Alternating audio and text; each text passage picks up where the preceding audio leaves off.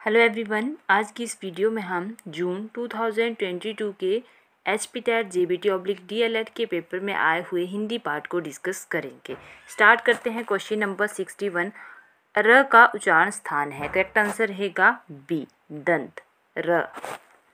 Next रहेगा 62, गिरिधर समस्त पद में कौन सा समास है।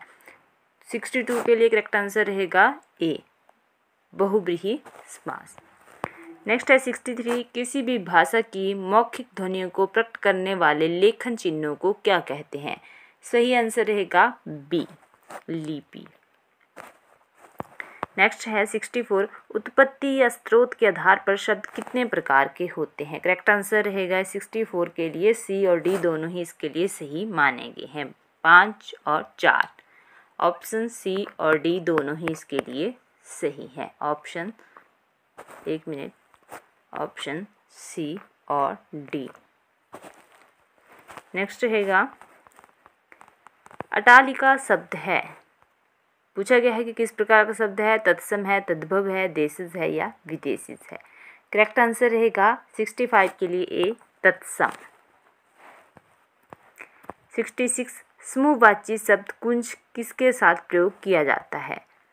सही आंसर रहेगा ऑप्शन बी, लताओं का।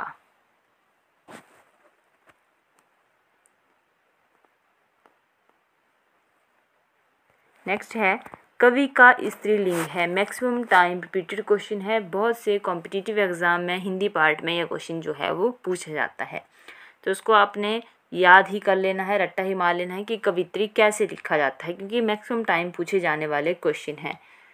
ऑप्शन सी सही रहेगा। ऐसे होता है ये कव, ऐसे याद रखना आपने कि इसको बोला जाता है कब इत्री, तो इसको आपने याद ही कर लेना है कि कवि का स्त्रीलिंग होता है कवित्री। नेक्स्ट है कि कर्म के आधार पर क्रिया के कितने भेद होते हैं। 68 के लिए करेक्ट आंसर रहेगा ए। नेक्स्ट है 69, शिव का विशेषण क्या है। सही आंसर रहेगा सी, शैव। नेक्स्ट है 70, रिक्त स्थान की पूर्ति करें। सत्य और अहिंसा का डैश डैश संबंध है, तो कैसा संबंध है इनके बीच। भीषण है, विकट है, घनिष्ठ है या निकट है। करेक्ट आंसर रहेगा 70 के लिए सी। कई बार हमने सुना होता है कि सत्य और हिंसा का आपस में घनिष्ठ संबंध है, तो ये आम बोलचाल में बोले जाने वाले शब्द होते हैं। 71, गंगा गए गंगादास, जमुना गए जमुनादास का अर्थ क्या है। तो गंगा गए गंगादास, जमुना गए जमुनादास का अर्थ होता है, करेक्ट आंसर रहेगा डी, जिसका कोई दृढ़ सिद्धांत नहीं होता, जिस तरफ चले उसी तरफ जो है वो चल पड़े। 72, लिंग की दृष्टि से देही क्या है। तो करेक्ट आंसर रहेगा 72 के लिए ऑप्शन बी, पुल्लिंग।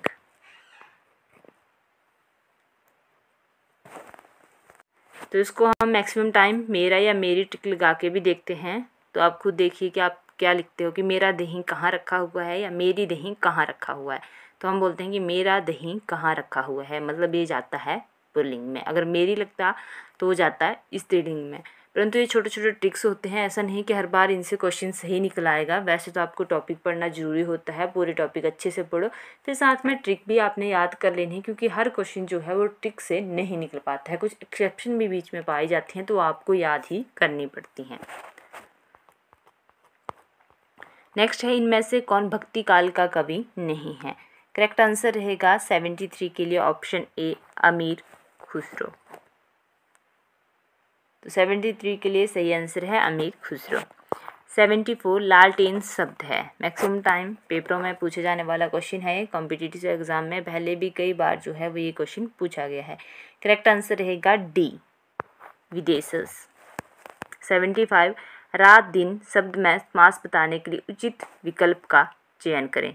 रात दिन, ठीक है। तो जैसे रात दिन, माता पिता, भाई बहन, इस प्रकार के समास जो हैं वो किस प्रकार के समास होते हैं। करेक्ट आंसर रहेगा ए, द्वंद्व। द्वंद्व समास में या तो जो दो शब्द दिए होते हैं वह एक दूसरे के पूरक होते हैं या फिर एक दूसरे के अपोजिट होते हैं। जैसे कि अगर माता पिता में से किसी को बोले कि किसका आप चुनाव करोगे, तो दोनों ही हमारे लिए ज़रूरी होते हैं, चाहे माता हो चाहे पिता हो, तो ये एक दूसरे के क्या होते हैं, पूरक होते हैं। ठीक है। और जैसे उल्टा सीधा हो गया, तो उल्टा सीधा, तो ये दूसरे के क्या हुए, विपरीत हुए। तो ऐसे ही इनका पता चल जाता है। 76 आलस्य शब्द का विशेषण क्या है? करेक्ट आंसर रहेगा 76 के लिए ऑप्शन सी, आलसी। चुनाव क्षेत्रों का समय समय पर डैश डैश किया जाता है। सही आंसर रहेगा परिसीमी। तो चुनाव क्षेत्रों का समय समय पर जो है वो परिसीमन किया जाता है। 78 के लिए किस कारक का चिन्ह है? करेक्ट आंसर रहेगा 78 के लिए ऑप्शन बी, संप्रदान। तो मैंने कल भी आपको बताया था, पीछे वाली वीडियो में बताया है कि कर्ता ने कर्म को करण से के द्वारा संप्रदान को के लिए अपादान से जुदाई संबंध का की रा रेरी ना नेनी अधिकरण में पर संबोधन ए अरे ओ ए। तो इससे पीछे वाली जो वीडियोस मैंने डाली हुई हैं उसमें मैंने कई बार ये बता दी हैं। तो कर्ता का जो कारक जो हमारे पास संप्रदान कारक है उसके चिन्ह होते हैं को और के लिए। तो कोली इन्होंने पूछा है कि के लिए किस कारक का चिन्ह है, तो को और के लिए होते हैं संप्रदान के चिन्ह। यहाँ पे सिर्फ इन्होंने के को नहीं पूछा है, सिर्फ के लिए पूछा है, तो ये भी होगा संप्रदान का। तो इतना इजी क्वेश्चन इन्होंने यहाँ से, और कारक से मैक्सिमम टाइम हिंदी में टेट में क्वेश्चन पूछे ही जाते हैं।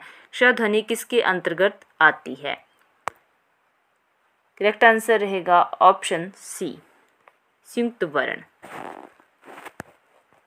80 बेइंसाफी में प्रयुक्त उपसर्ग है। उपसर्ग है मतलब शुरू में लगने वालों की बात हुई, अगर प्रत्यय होता तो वो लास्ट में होते हैं। 80 के लिए सही आंसर रहेगा ए, क्योंकि बे को अगर बे प्लस इंसाफी तो ये बनता है बेइंसाफी। तो इसमें जो शुरू में पूछा है कौन सा उपसर्ग लगा हुआ है, इसमें कौन सा उपसर्ग है, तो जो शुरू में लगते हैं उन्हें उपसर्ग बोलते हैं, जो लास्ट में लगते हैं उन्हें प्रत्यय बोला जाता है। तो यहाँ पे कौन सा है, बे। पहले वाली वीडियोज़ में जिससे पहले 2020-21 के पेपर डाले हुए हैं उसमें ये सारा पहले आ चुके हैं टॉपिक, तो वहाँ पे बताया गया है कि उपसर्ग क्या होते हैं, प्रत्यय क्या होते हैं, थोड़ा थोड़ा मैंने आपको डाल दिया है वहाँ पे भी। नेक्स्ट है, इनमें कौन सा स्वर संधि का उदाहरण है?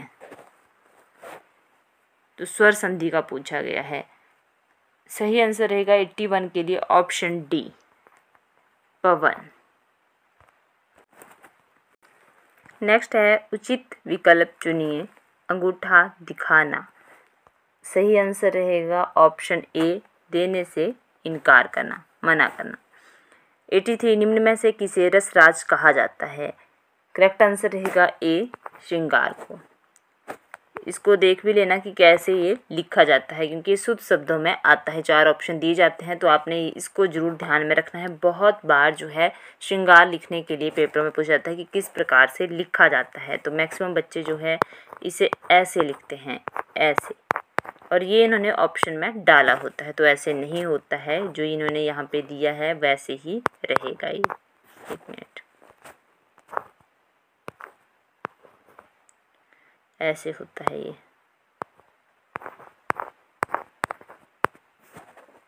तो ये आपने ध्यान रखना है कि ऐसे जो है वो श्रृंगार लिखा जाता है।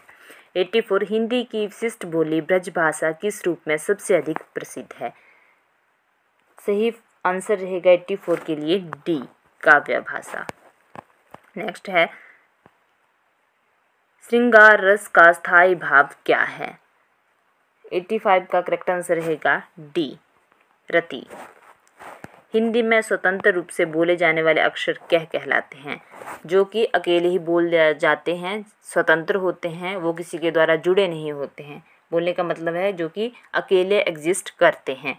तो 86 के लिए करेक्ट आंसर रहेगा ए, वो होते हैं सारे के सारे जितने भी हमारे पास स्वर हैं, ये जो हैं वो इंडिपेंडेंट होते हैं, ये किसी पे डिपेंड नहीं होते, ये स्वतंत्र बोले जा सकते हैं। जबकि जितने भी हमारे पास व्यंजन होते हैं वो जो हैं वो स्वरों की सहायता से ही बोले जाते हैं।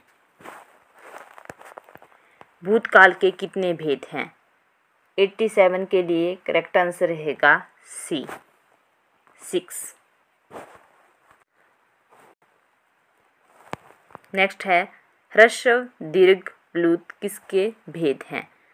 करेक्ट आंसर रहेगा 88 के लिए सी, ये स्वर के भेद हैं तीनों के तीनों। बहुत छोटी क्लास से हम इसे पढ़ना स्टार्ट करते हैं।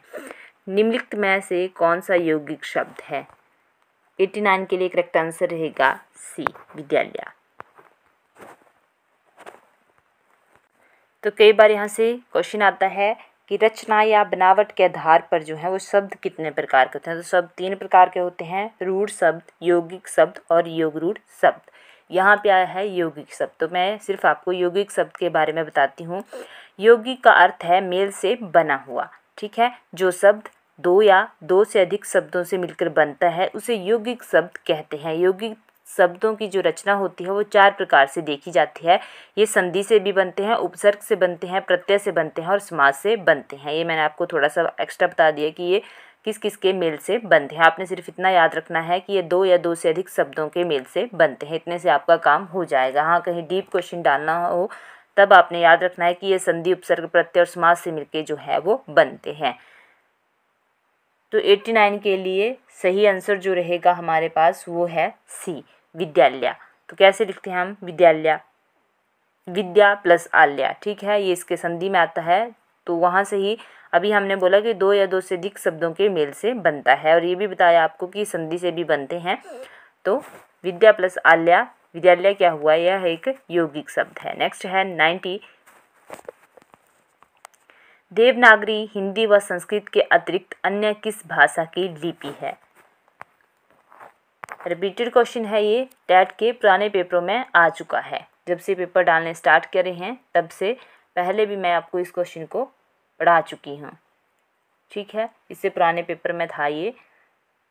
90 के लिए करेक्ट आंसर रहेगा बी, मराठी व नेपाली। तो मैक्सिमम क्वेश्चन जो है वो टैट में रिपीट ही होते हैं, तो वहाँ से आपको ये फ़ायदा होता है कि अगर रिपीट होंगे तो आप डायरेक्ट आंसर दे के आओगे, और दूसरा रिपीट नहीं होते हैं तो टॉपिक का आइडिया तो लग जाता है कि कहाँ जैसे से क्वेश्चन ज़्यादातर पूछे जा रहे हैं, तो उस हिसाब से आपने अपनी तैयारी करनी होती है। हाँ, एग्जामिनर को बहुत टफ ही डालना हो तो फिर इंसान को जितने भी हिंदी के मैक्सिमम टॉपिक हैं वो छू करके जाने पड़ते हैं, पढ़ करके जाने पड़ते हैं।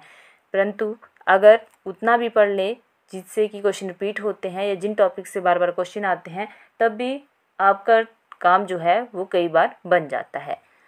तो उतना तो आप एटलीस्ट याद करा ही करो। Thank you.